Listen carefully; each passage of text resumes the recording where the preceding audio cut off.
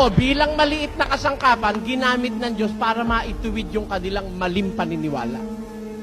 Kaya, pwedeng ang tao gamitin ng Diyos sa kapwa. Halimbawa, may pulubi, walang makain. Gusto ng Diyos yung pulubi mabusog.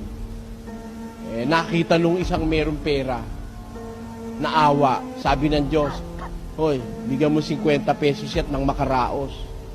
Diba? Nagtaka pa nga yung kuripot Nadukot niya 50. Sige na nga, yun na nga lahat. Nung maibigay na naparami naman yata yung naibigay ko. Ha? Hindi niya alam, kinilos lang siya ng Diyos para makaraos yung pulubi, makakain. Diba? Kaya yung tao, nakakasangkapan ng Diyos sa kapwa. Lalo na kung malinis ka, ikaw ang laging gagamitin ng Diyos sa isang malaking bahay. Kung alin yung